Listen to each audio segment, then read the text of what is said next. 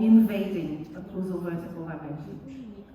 This is a consensus paper. Do you know what a consensus paper is? When lots of specialists on the area get together and try to arrive to one conclusion. This is a weird consensus paper because they only have 2 authors. I have no idea why 2 authors. They had to have the whole group.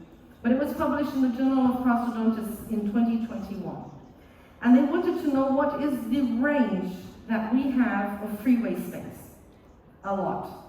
It can range from 1 to 9.5 millimeters, which gives us an enormous variability of treatment possibilities.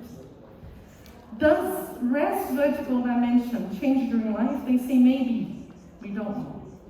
And finally, and most important, will restorative alteration or changes in occlusal vertical dimension cause harm? What do we know? Not much. It says that all the studies published in the literature are of a clinical nature. So in that evidence pyramid, we're way down here. We don't know. How do prosthodontics work? Prosthodontists, they place it.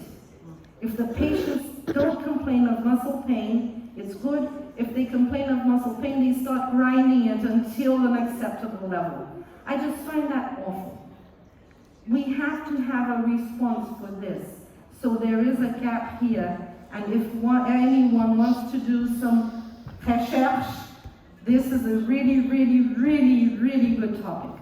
I still haven't found a prosthodontist that wants to do that with me, but if you do, a topic for free for you. So let's put all these thoughts together in one single string of reasoning so that we can finish the second part of our afternoon. When we think about vertical tooth movement, if it is in the anterior region, it will affect aesthetics. In the posterior region, it will affect occlusion, more especially occlusal vertical dimension. The aesthetics aspects of smile and speech are really well known, and we all know how to control this. But, especially, the vertical allocation of upper incisors is of paramount importance in defining where you're going to correct your deep bite. So if you want to take another picture of the second part of this afternoon, this is the one you have to take. Upper incisor display at rest rules. It is the measurement you're going to look at when you're thinking about deep bites. Where am I going to vertically place that upper incisor before I screw it up? And when I say I screw it up with screws as well, because they love putting screws in the mid-segment of the palate or the maxilla and pulling those incisors up. How many incisors do you think I have intruded in my life? Less than 5% of my deep bite cases. Usually we have good upper incisor display at rest. Rarely we have to intrude these incisors. It was really difficult to find the case of the girl that I could intrude incisors. We don't intrude them very much. So regarding the occlusal aspect or the occlusal vertical dimension, posterior underdevelopment can be addressed during growth with just a regular bite plate. But we really don't know how much of this posterior eruption is causing the correction or if we're leading to some improvement of growth. Loss of occlusal vertical dimension should be restored before orthodontic treatment, and that is mandatory. That is something we don't change because it's going to change everything else.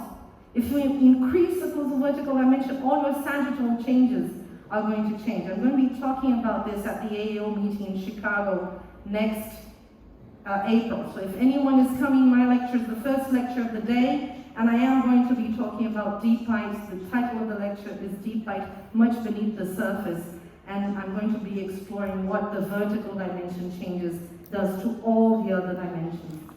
And finally, the functional consequences of changes in the occlusal vertical dimension are not clear and will depend on muscular adaptability and may influence results stability because we really don't know how much of this is stable. But really, when we think about overbite correction and our scientific pyramid, we're really low down the line. We don't have much information. And it is my role as a professor, as a university individual, as well as a clinician, to make sure that this information can be improved. Because patients, they have to be treated to the best standard of care ever that we can give to them. And we know that despite a smile, or the improvement of the smile, be motivated because of an aesthetic demand, it is our job, our responsibility, to transform this demand into a treatment which will include function, that will grant them stability, but most importantly, that will give them or retrieve them health. Because you all saw here cases that had systemic diseases such as osteonecrosis or silent reflux, and they were all diagnosed by an orthodontist. And we also seem to be forgetting that we are healthcare givers, and we are doctors. We are not hairdressers. We are doctors after all. And it is our responsibility to transform our orthodontic treatment and show to the patient that we are giving them a health treatment, not a beauty treatment. Any questions? Okay, so we can go the other way around now. We did talk about deep bites. I think people are bashful of asking me questions because outside I was bombarded with really cool questions. I love the questions. And tell you what, every time I give a lecture, if I can find my mouse over here, I lose it all the time. Every time I give a lecture, anywhere in the world, and I get questions, I get a new slide. Because the way I see teaching is a two-way road. I'm giving you what I know, but sometimes what you don't know opens my eye to things that I also don't know. And this is the best thing of teaching, is clicking my curiosity, making, come on, I didn't think about that. How did I see that? So collaborate, just come out with your questions. So our final topic is open pipe treatment. I've been talking